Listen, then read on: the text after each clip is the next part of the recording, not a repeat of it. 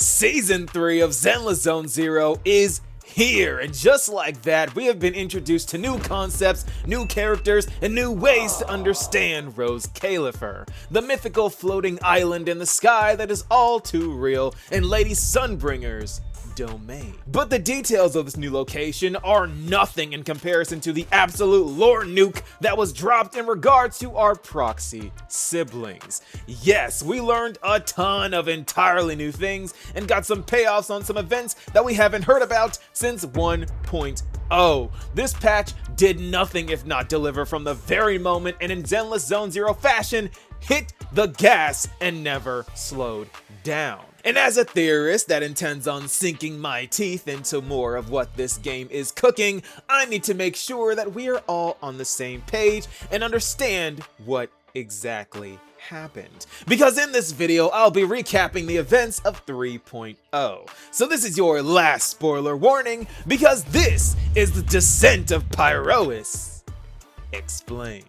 Okay, so due to quite a few new concepts being explained, I wanted to let you know that I'll be doing my best to make sense of them when they come up. But luckily enough, the way this story is told doesn't involve time shenanigans or perspective shifts, so we don't have to worry about any of that, luckily enough. And with that said, let's get into this. We begin our grand adventure of this patch shortly after the events of 2.8, with our Proxy siblings apprehensive about the treatment and the move to a foreign land. But luckily enough, this tension is broken up by Sissy and Billy, who show up to share their excitement for the new adventure. And without giving us another moment to spiral into more doubt, Norma shows up in this definitely not attention-grabbing airship to escort us to Rose Califer. And just like that, the next chapter of our new journey begins, along with being introduced to this new upgrade in which the art is presented. We can turn it a little bit now, and I think that's pretty cool. But anyway, as we arrive to what is going to be our new home for a while now, we are instantly met with the culture of Rose Califer. And by culture, I mean bang boo everywhere. They were not kidding when they said that Bangbu are treated as full-fledged citizens, because this place goes all out to make them feel as part of society as possible, which is a stark contrast to New Eridu, which treats them as tools, but living tools that are seen more as pets than anything else. Or at least that's the vibe I got. More on that later. Because as Norma gives us the grand tour and the rundown of her homeland, she mentions a lot of things that I'll just explain to you now. Rose Califer is a floating archipelago above Skalmul Hollow, with the residents being 60% Bangbu. But there is a reason for this, because the purpose behind the location and the population of Rose Califer being this way is because this place is the origin of Rosetta data. And if that sounds vaguely familiar, it's because this was mentioned all the way back in 1.0 with the strongbox that contained the key to activate Fairy.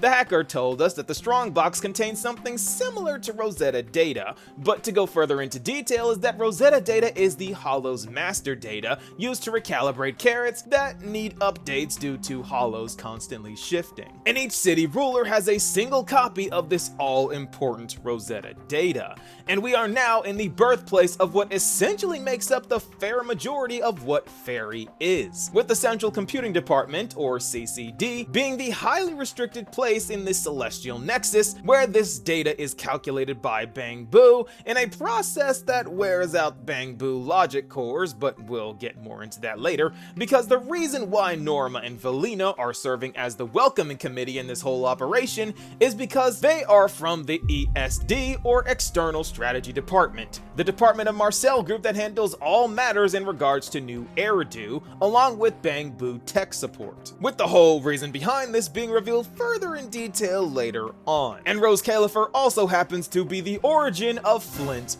Porceloy. And with all of this exposition out of the way, we head to our dorms and receive our Aurelia Academy uniforms that are pretty much just here to help us fit in, along with being told that our companions Sissy and Billy are filed as our emotional support pet and high performance appliance. And though for Billy, I feel like that's not fitting for him at all. They nailed Sissia. But jokes aside, our poor chosen Proxy can't catch a break, because right as we fall asleep for the night, we are greeted with a nightmare regarding our past, in which we killed our friend in a horrific accident back in Helios Academy. Must be the Academy uniform triggering traumatic memories. And this girl named Truvia looks oddly familiar, doesn't she? Oh boy, she definitely won't be an antagonist later on. But luckily enough, we are woken up by an explosion where we find Norma at the source of it. She blew up some machinery and locked herself in her lab. So we show up, let her out, and run from a rather commanding sounding voice.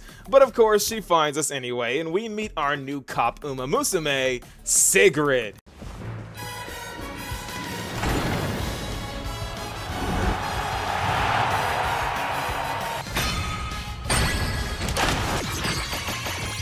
A horse siren that scolds Norma for her reckless actions until we back her up and Valina shows up to take responsibility for her subordinates' actions. Though it wasn't really needed, since Sigrid, who turns out to be the Deputy Administrative Director of Roskalifer's Airspace Patrol Department, is much sweeter than she looks, and she slips Norma some candy before making her exit to continue training for the Satsuki show. I'm kidding.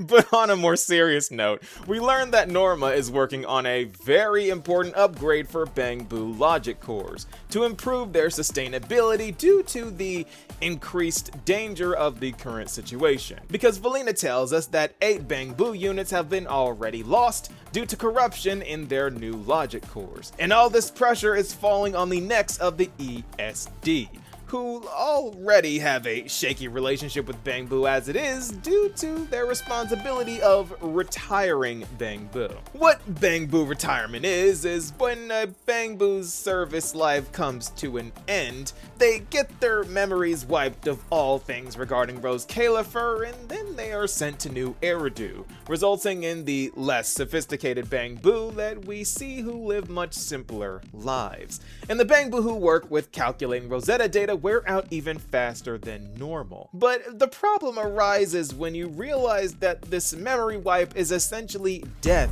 for a Bangbu, since everything they know and love gets wiped out, and so you can see why the ESD gets their infamy. They are essentially Bangbu undertakers, and when you see them, nothing good happens. But Norma is working on a logic core that improves their sustainability so that they can not only live longer, but also retire with more memories intact, making it less of a death, but more of an honorable discharge from a secret military operation. And with that, we retire for the night, because Lady Sunbringer is scheduled to speak the following day. So we wake up bright and early to see not the same Sunbringer we saw in the lore teaser, a design that social media had some choice words for, but this is all explained later. But anyway, Sunbringer announces that Roskalifer will be partnering more closely with New Eridu to combat the threat of the Creator, and shows us her direct subordinates, with this guy that I don't trust in the slightest, because this guy has bad vibes.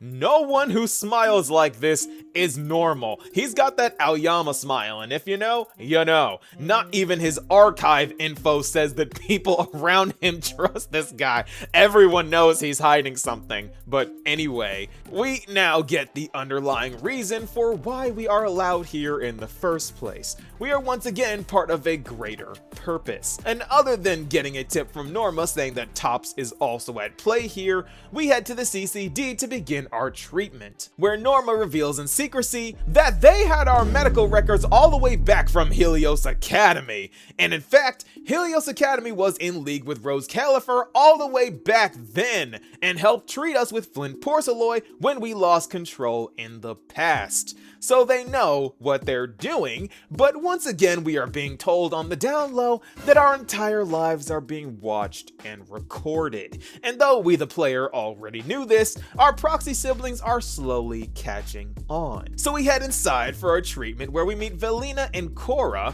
the overseer of the CCD facility, who introduces us to Sunbringer, a little one, who explains to us that the original Sunbringer was an intelligent construct who split herself into 3 different people: Dracaena, Lindvern, and Eldrada. And the one we saw giving the speech was Eldrada, and the one that we saw in the teaser a while back most likely being Lindvern, or the original pre-split Sunbringer. So my theory of Sunbringer's horns being artificial Thyron horns ended up being completely right, because she's an intelligent construct. But back on topic, Dracaena takes the lead and we begin our treatment, and everything goes smoothly.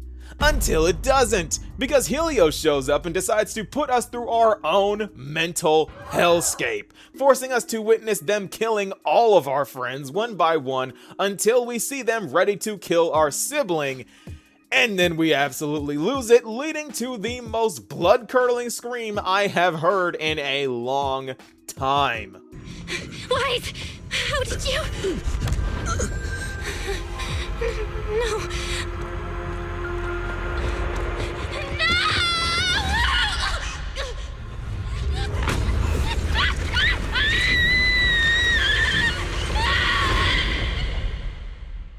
The voice acting in this patch is utterly pristine, but going back to the story, Helios and our chosen Proxy have this Jinchuriki moment, with both of them fighting for control over the body, with them throwing all of our weaknesses in our face, and the Proxy accepting responsibility for the death of Serpico, acknowledging that it was our hubris that led to the incident. However, now that Helios is our burden to bear, we now have to face our fears and take control of them. And though Helios did threaten to kill everyone we knew and loved, they take us up on this challenge and we struggle with the demon for a long time, with our sibling and friends watching the whole time in agonizing silence. And either out of mercy, pity, or respect, Helios relents and gives us access to our etheric other, Pyrois, which is something like the One Tail from Naruto. I'm sorry, but Helios and the Proxy is just Kurama in Naruto. I can't unsee this. But in other words, Helios is giving us access to a fraction of their power that we can use without putting ourselves at risk.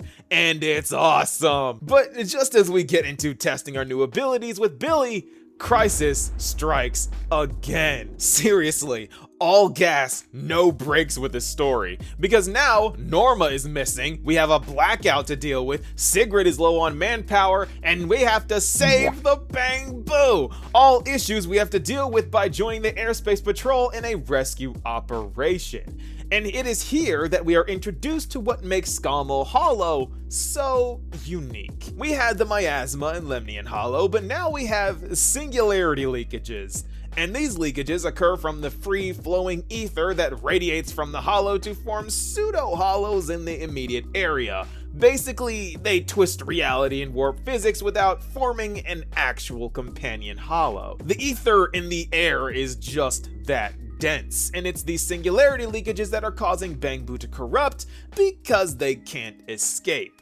So we set off to find Norma. Pyrois shows off this ability to pull us into a pocket dimension in their chest as they run along rails like an old school Sonic game. And before long, we find Norma safe and sound to begin tracking down the last missing Bangbu, where we come across the mortally wounded Bangbu named Simon repeating the word angel, a subplot for later on. But taken aback by this sudden loss of life, this is where we stop for now. And this is also where we really see the impact the lives of Bangbu have in Rose Califer, because this is another casualty taken under the watch of the ESD, and the Bangbu citizenry are not happy, even going so far as to call for an interpolation to establish if the needs of the Bangbu are truly being taken care of or not. And according to Velina, this means the situation is volatile, because if the ESD's reputation fails, Tops will easily swoop in to take control, as we already know they wish to do. Rather than the Void Hunters, that island isolated from the conflict, that should be our next target for Dominion. And with the chaos currently unfolding, now is the perfect moment to make it happen. So we promise to help Norma with all that we can, and we retire to our dorm, only to be the victims of a break-in. And I do love to see when the siblings act like siblings and their whole dynamic, because Wise takes charge and absolutely locks in and nails the intruder with an orange, but it's just Norma who who snuck in just to get our help in secret. So we do some investigating and spying on Bang Boo, and we hear them talking to this angel again. So we kinda assume the angel is the one behind these corrupted Bang Boo, and we take it upon ourselves to track them down. So Fairy tracks the signal and we sneak into the CCD, which is illegal, and we fail the stealth check. Except we didn't. REMIELLE failed the stealth check because she is here too, and she set off the alarms, leading to us having a lot of hiccups in our plans. And after playing a quick Q&A game with REMIELLE and being really mean to her for some reason, we see that the angel ironically is not her. So we continue our search with REMIELLE kinda just tagging along, until a singularity leakage occurs and she saves our skins from ethereals that have no sensible ether presence. So we head inside to find another fallen Bang Boo, but because we followed the trail here, we came across some cargo that allows us to pinpoint the origin of the singularity leakages. So the chase is on, and we follow the lead that we get from Fairy translating some Bang Boo language for us, which was funny, where we learn about this Bang Boo named Toby's recent corruption. So we pick up the pace in hopes that we actually save a victim for once, leading to us fighting this giant scorpion ethereal that releases Toby, only for it to tag out into this giant worm creature ethereal that leads into this awesome chase sequence with REMIELLE covering us until we trap it in a singularity leakage in a power struggle that Pyrois ends up helping us win. But that is not the end. Toby is still dying, and nothing Norma does is working until the angel steps up to give Norma the security key to Toby's system, revealing that Valina was the angel who has been helping the Bang Boo this entire time. Valina has been pulling double, triple, quadruple duty this whole entire time, taking none of the credit, being known as the Death Witch, living in infamy and hated by Bang Boo, all while keeping them safe in her own way, finally leading to Toby being saved and the Bang Boo rekindling their trust in the ESD, all culminating to them calling off the interpolation, and we get a happy ending. If only, because we return to our dorm to find REMIELLE inside our house, who in her own way reveals that the scorpion and worm ethereals aren't really ethereals, meaning that there's something else, and we are left with the cliffhanger of Dracena being pulled into a singularity leakage, who is probably the least equipped Sunbringer fragment for combat, judging by the fact that she looks like a little kid. But like I said, pedal to the floor from the get-go. But this is where we are left off. Amazing voice acting, absolutely intense, and absolute cinema. Because this is the descent of Pyrois explained. And with that, 3.0 is upon us. So much happened in such a short time. This story was only 4.5 hours long, but it could have been double that length if the pace was not so intense. I swear, Wise and Belle do not sleep because they either have a nightmare or they get a message in the middle of the night of something else going wrong. I can't prove it yet, but I got a feeling that the creator isn't the only one causing problems here, because Tops is always up to something, and they've already called their shot in aiming to take over Rose Califer. But what their influence is only something that we can theorize about for now. But do not forget, we also have Promia, who is supposedly following us to Rose Califer, so we've got a lot going on here, and I think I've got some ideas. But what do you guys think? Be sure to let me know, and I'll see you all in the next video. Peace, y'all.